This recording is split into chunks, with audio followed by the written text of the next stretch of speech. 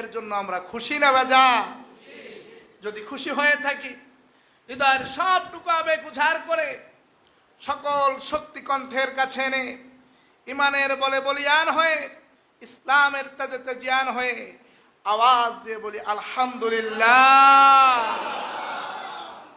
আমরা সর্ব অবস্থায় শুকরিয়া আদায় করব কার?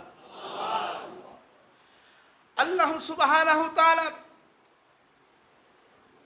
শুকরিয়া যত বেশি আদায় করব, তত বেশি আল্লাহ সুবহানাহু তাআলা খুশি হয়ে যায়, তত বেশি আল্লাহ আমাদের উপর খুশি হয়ে নিয়ামত বাড়িয়ে দেয়। আরো জোরে বলেন না সুবহানাল্লাহ।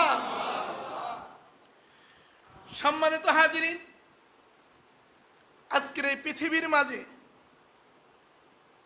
বহু মানুষ, বহু মুসলমান আজকের কপালে জুমার নামাজ আদায় করা নাই, করতে পারবে না, কপালে নেই, ভাগ্যে নেই। কিন্তু আপনাকে আমাকে আল্লাহ সুবহানাহু তাআলা ভালোবেসেছেন, মহব্বত করেছে, তাই এই মসজিদে পবিত্র জায়গায় এসে বসার মতো তৌফিক দান করেছে। আল্লাহ সুবহানাহু তাআলা বলছেন, আল্লাহু ওয়ালিয়ুল্লাযীনা আমানু ইউখরিজুহুম মিনাজ-যুলুমাতি ইলান-নূর। সুবহানাল্লাহ। এ বান্দা শোনো, আমি যাকে বেশি ভালোবাসবো, যাকে আমি মহব্বত করব, যাকে আমার বন্ধু বানাবো, তাকে আমি বেছে বাছাই করে হাজার মানুষের মধ্য থেকে তাকে আমি বাছাই করে ওই অন্ধকার পথ থেকে, বাজার থেকে, মার্কেট থেকে, দুনিয়াবি কাজ থেকে বেছে বেছে আমি আলোর পথে আল্লাহর ঘর মসজিদে নিয়ে আসব। আর যাকে আল্লাহ মহব্বত করে না, যাকে আল্লাহ ভালোবাসে না, তাকে আল্লাহ আল্লাহর ঘর মসজিদে আসার মতন ব্যবস্থা করে দেয় না।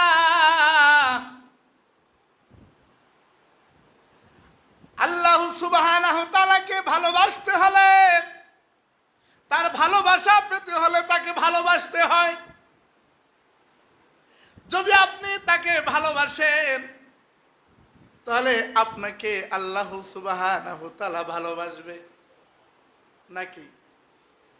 পৃথিবীর উদাহরণ দেখেন, পৃথিবীর মানুষ, একজন মানুষ আর একজন মানুষকে যখন উপকার করে, একটু উপকার করলেই আর একজন মানুষ যখন পৃথিবীতে বসে বিপদে পড়ে যায়, ওই বিপদওয়ালা মানুষটি গিয়ে যখন বলে ভাই আমাকে একটু সাহায্য করো, সঙ্গে সঙ্গে তাকে ওই ব্যক্তি হাত ধরে সাহায্য করে। কথা বলেন ঠিক কিনা?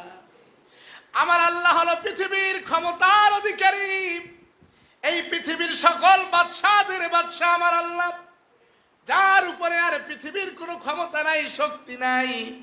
সে আল্লাহ সুবহানাহু তাআলার ভালোবাসা পেতে হলে তার প্রতি ঈমান আনতে হবে, তার প্রতি ঈমান এনে তার প্রশংসা করতে হবে। যখন তুমি তার প্রতি ঈমান আনবা, প্রশংসা করবা, তখন আমার আল্লাহ পাক রব্বুল আলামিন, তুমি হাজার কষ্টে থাকলে তুমি যখন চিন্তা করবা আজকের জুমার নামাজ পড়া হবে না, কাজের অনেক ব্যস্ততা আছে, যখন তোমার হাজার ব্যস্ততা থাকবে, হাজার ব্যস্ততা থেকে তোমাকে ওই অন্ধকার পথ থেকে, ওই ব্যস্ততা থেকে টেনে আলোর পথে আল্লাহর ঘর মসজিদে নিয়ে আসবে। এজন্য ভাইরা আমার,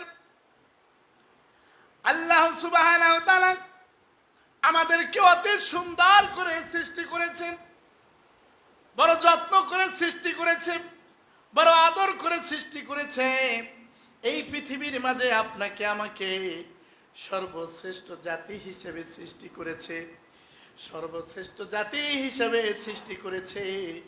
আল্লাহ সুবহানাহু তাআলা বলেছেন, লাকাদ খালাকনাল ইনসানা ফি আহসানি তাকওয়িম। রে মানুষ, তোমাকে আমি পৃথিবীর মাঝে সর্বশ্রেষ্ঠ হিসেবে সৃষ্টি করেছি, অবয়ব কত শ্রেষ্ঠ বানিয়েছি, তুমি তোমার দিকে একবার তাকিয়ে দেখো, আর একবার ওই জানোয়ারের দিকে তাকিয়ে দেখো, বনের পশুর দিকে তাকিয়ে দেখো, একটা কুকুরের দিকে তাকিয়ে দেখো। যে একটা কুকুর সৃষ্টি করেছি জমিনের ভিতরে, ওই কুকুরটার হাত দেই নাই, শুধু 4টা পা দিয়েছি। কথা বলেন ঠিক কিনা? 4টা পা দিয়েছি কিনা? 4টা পা দিয়েছি, ওর কিন্তু হাত দেয় নাই, হাত দিয়েও ধরার শক্তি নাই। ওর মুখ দিয়েছি, মুখে কিন্তু তোমার মতন এত সুন্দর গঠন দেয় না।